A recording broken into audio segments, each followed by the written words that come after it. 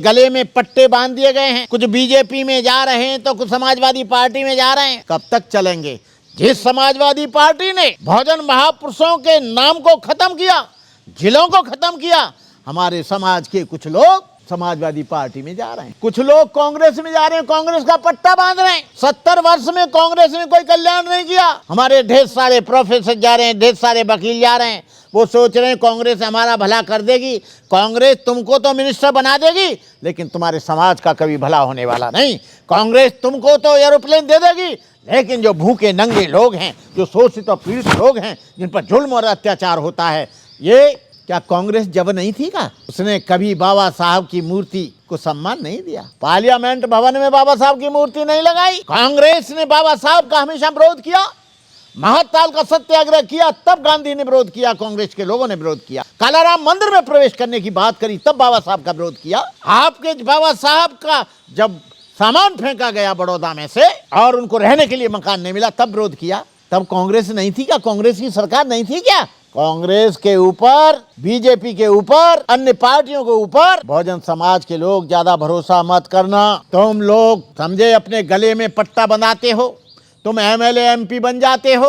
समाज का कोई भला इसलिए नहीं कर सकते क्योंकि एजेंडा कांग्रेस का होता है, एजेंडा जो है बीजेपी का होता है, एजेंडा समाजवादी पार्टी का होता है।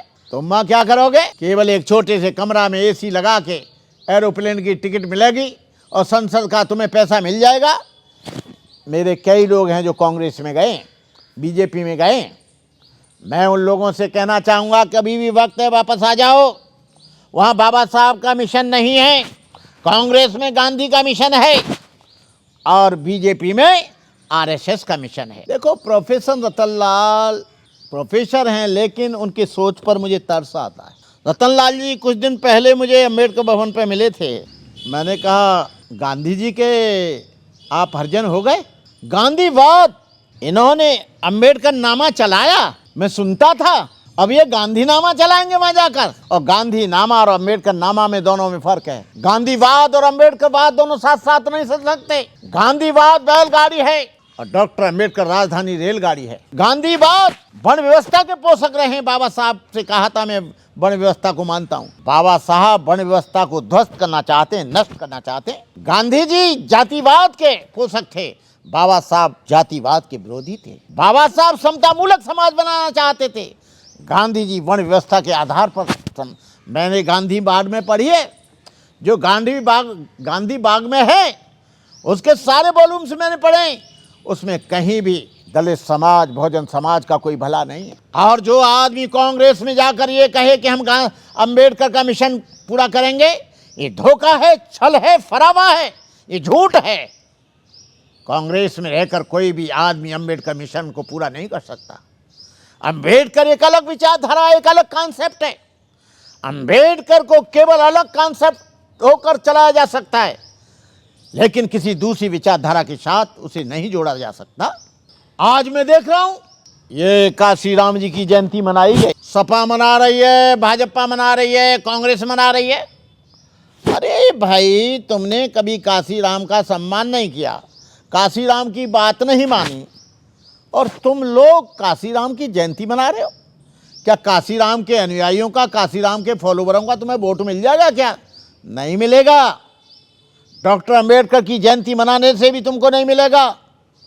ये बीजेपी के लोग जो डॉक्टर अम्बेडकर की पार्लियामेंट की तरफ मूर्ति खड़ी थी और जो इशारा करती थी हमेशा, और पार्लियामेंट में न्यूज़ में भी आती थी कि ये दल तो इस पर कब्जा करो, मूर्ति को हटा दिया गया। कांग्रेस ने आंदोलन किया, बीजेपी वालों ने आंदोलन किया। बहुजन महापुरुषों की विचारधारा पर जो पार्टी है वो तो बहुजन समाज पार्टी है। 40 साल 50 साल से वो है।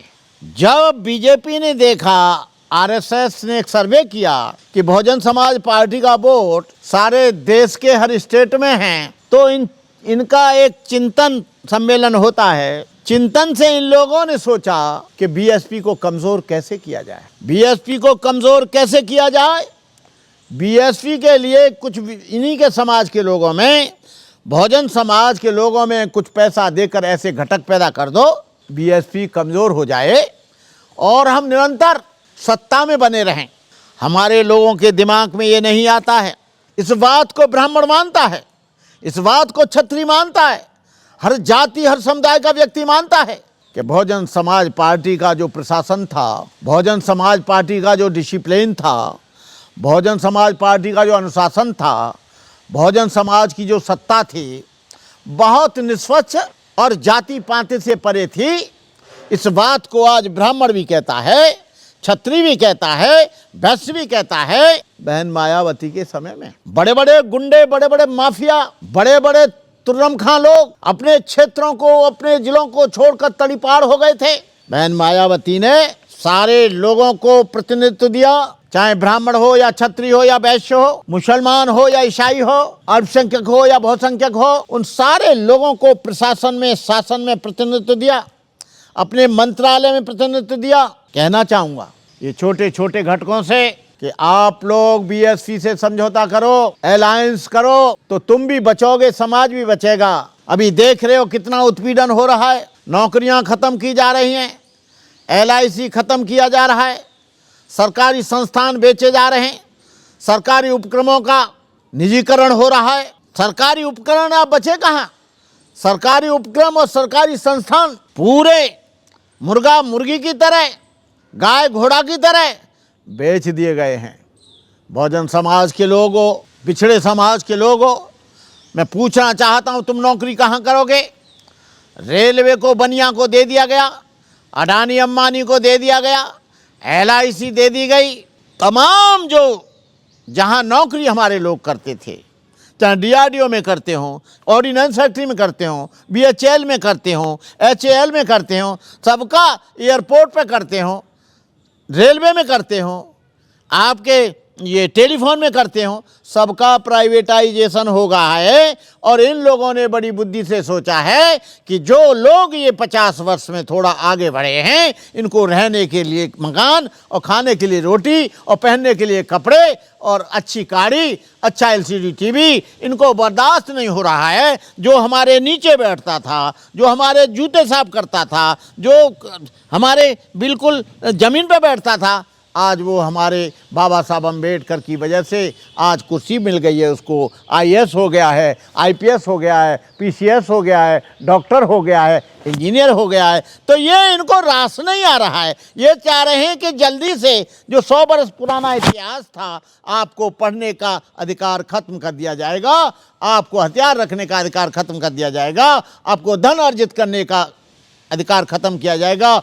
इस देश में, इस सारी दुनिया में, पूरे वर्ल्ड की बात कर रहा हूं, 3 शक्तियां सबसे बड़ी होती हैं: बुद्धिबल, बाहुबल, धनबल।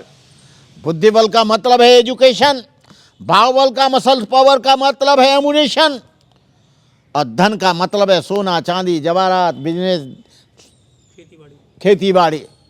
ये तीनों ही तुमसे छीन लिए गए कि झूठी रोटियों पर जियोगे, झूठे टुकड़े पर जियोगे, इनके यहाँ गुलाम रहोगे, इनका खेती में काम करोगे, इनके मकान में।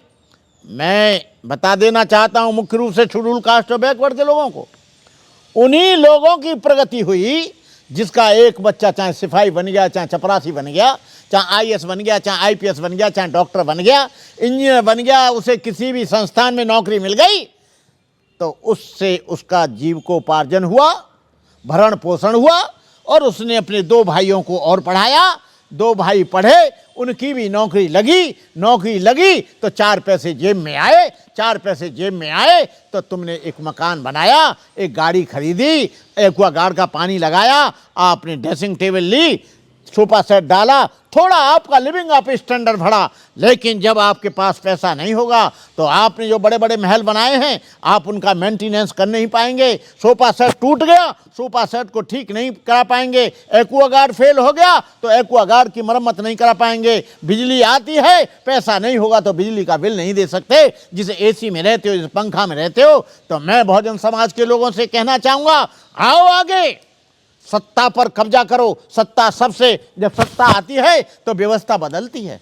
सत्ता उत्तर प्रदेश में आई, महापुरुषों के नाम पर बहुजन समाज पार्टी ने, BSP ने सम्मान दिया। महापुरुषों के नाम पर कॉलेज बनाए गए, यूनिवर्सिटियां बनाई गई। 250 वर्ष पुरानी यूनिवर्सिटी आगरा की अम्बेडकर यूनिवर्सिटी बना दी गई। साहू जी महाराज यूनिवर्सिटी कानपुर की बना दी गई, तमाम गौतम बुद्ध यूनिवर्सिटी बना दी गई। ये सत्ता का खेल है।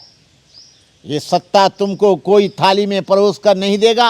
ये 14 अप्रैल आ रही है। मैं बीजेपी से भी कहना चाहूँगा, कांग्रेस से भी कहना चाहूँगा कि डॉक्टर अंबेडकर की मूर्ति के लिए आंदोलन करो और पुनः से वहाँ लगाओ, तब तो सोचूंगा कि डॉक्टर अंबेडकर के प्रति सच्ची श्रद्धांजलि है। आज चल रहा है सिलसिला काशीराम जी को भारत रत्न की उपाधि दो। तुम उनकी विचारधारा को नहीं मान रहे हो और उपाधि दे रहे हो। उपाधि, असली उपाधि हम देंगे और काशीराम को तुम उपाधि देने वाले कौन हो? काशीराम को तो इतनी बड़ी उपाधि दे दी है, काशीराम नगर बना दिया गया, काशीराम के नाम पर बहुत बड़ा काशीराम स्मारक क्षेत्र बना दिया गया लखनऊ में। हमारी श्रद्धांजलि वो विश्व रत्न से ज़्यादा है। सारी दुनिया के लोग उसे देखने आते हैं, सारी दुनिया के लोग उसे नतमस्तक होने आते हैं। तुम्हारे भारत रत्न की ज़रूरत नहीं है। काशीराम के ऊपर अमेरिका में रिसर्च चल रही है, काशीराम के ऊपर लंदन में रिसर्च चल रही है। और काशीराम तो जब तक ये ज़मीन और आसमान रहेंगे, तुम्हारी उपाधि से नहीं। तुमने बहुत से लोगों को भारत रत्न की उपाधि दी, डॉक्टर अंबेडकर के अलावा किसी को कोई नहीं जानता। बहुत से लोगों को दी है भारत रत्न की उपाधि, कोई नहीं जानता, कोई नहीं मानता, किसी को मालूम ही नहीं आपने किस किस को दी है। इसलिए